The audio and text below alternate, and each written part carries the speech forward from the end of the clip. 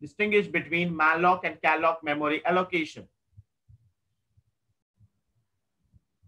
Yes, we know that both are dynamic memory allocation, but we are not going to talk about the similarities. Then what is the dissimilarities, or what is the difference between the malloc and the calloc?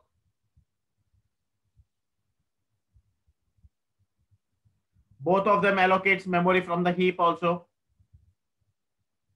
Calloc allocates memory, that is nothing but calloc allocates multiple block of memory, and the malloc allocates a single block of memory that is requested. So whatever the size of the memory, can you see the size of memory will be same? And one more thing, okay, by default, calloc fills, okay, because if I'm going to look at the calloc, it will be having multiple blocks, right? It will be having a multiple blocks. That is nothing but a small pieces it will have. So when you are going to give out a calloc memory allocation, if it's the integer or whatever it is, by default, calloc will fill that allocated memory with zeros. We're just talking about allocation. We're not even initialized anything. Before initialization itself, when you're going to allocate, it will give out zeros. Yes, while we are talking about the memory, yes, of course, both allocates the memory from the heap itself. Yes, let's move on to the next question then. What is keyword auto used for? This auto is used for defining the local variable, or I can say that all the local variables are by default auto. Can you see that? All the local variables are by default auto. So if I want to say any function here, okay, I'll be taking out void add. This is the function. Okay. This is the function void add. And inside this, I'll be taking out int x, and I'll be taking out auto int y. Auto int y. Yes, if I'm going to look into this, it's same, right? Because x is a local variable to the function add, and we have got y is also the local variable. If you're going to give out auto, or if you're not going to give out auto, auto will clearly specify that it is a local variable, or I can say that all the local variables are automatic. What are the valid places for keyword break? Where you're going to use this keyword break? Yes. Now, if I'm going to look into this break, okay, I'll start adding the questions to it. Yes, we can say that it is going to stop the iteration, right? Or I can say it is going to break the loop. Not only that iteration, all the iterations it is going to stop, right? After which, whatever the iteration you're going to give, it is going to stop those iterations, it will come out of the loop, right? Similarly, we are going to use a break and switch statement. Yes, I will add one more point to this. Okay, whether a break is necessary in switch statement when you're going to give a default case.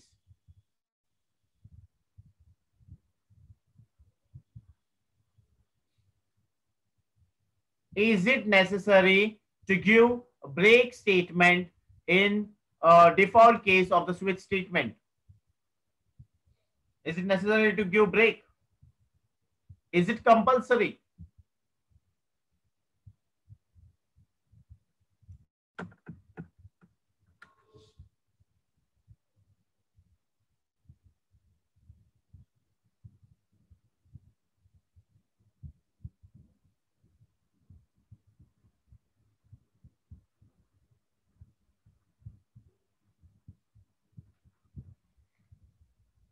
So whenever you're going to, you will be asked with any of the simple questions, you need to understand with the minimum as well as the maximum possibilities, or I can say like from the best possibility to the worst possibility. Yes, best possibility, there is no need.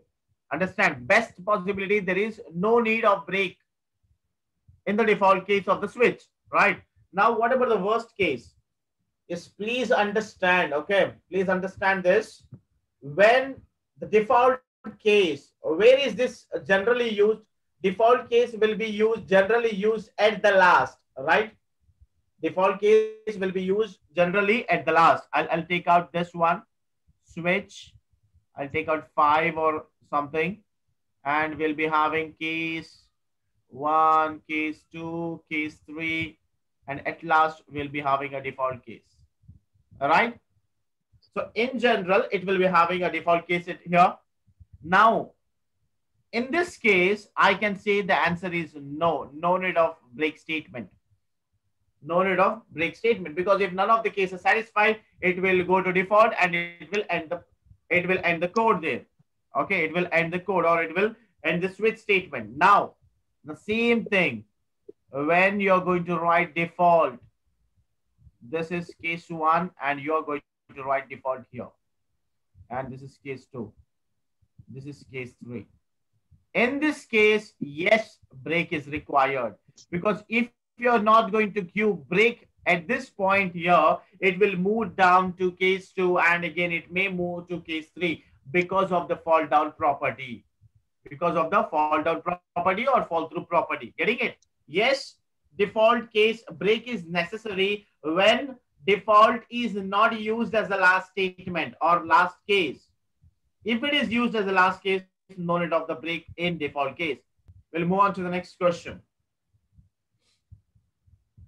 Yes, you might have seen this, right? Hash include stdio.h, right? You might have already seen header files which are included inside the Angular braces, those type of braces that is nothing but greater than, lesser than. Okay, that is nothing but the Angular braces. So you have seen the header files included under the Angular braces. Now what happens when you're going to include the header file within our double quotes?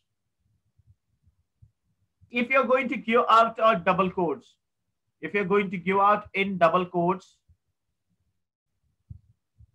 okay, yes, this will be searching. That is nothing but the compiler will start searching for the particular header file in the current working directory.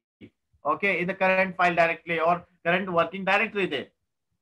Okay, but this one will be checked in the built-in included path itself.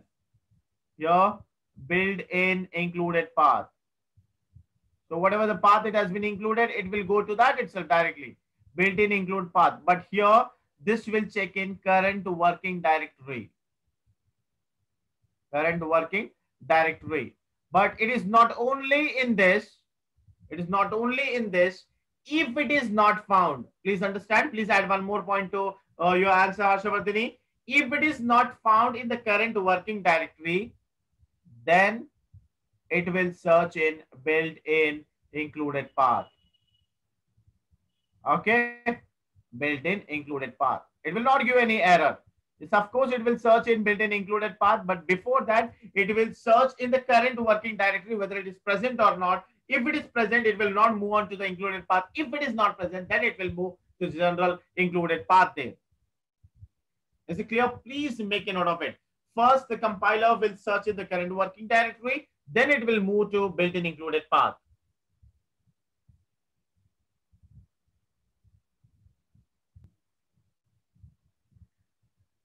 Okay, it's again a very simple question.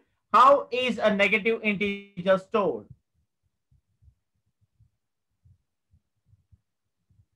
Yes, if I'm talking about 10, I can say 10 will be stored as 1010, right?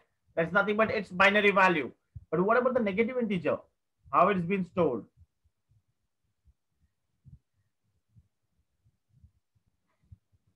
Yes, if I want to see the value -5 here, okay, I can say that first 5 will be written as 101, right? 5 will be written as 0101. Next, if you want to check out one's complement is nothing but the reverse of this. I can say it is 1010.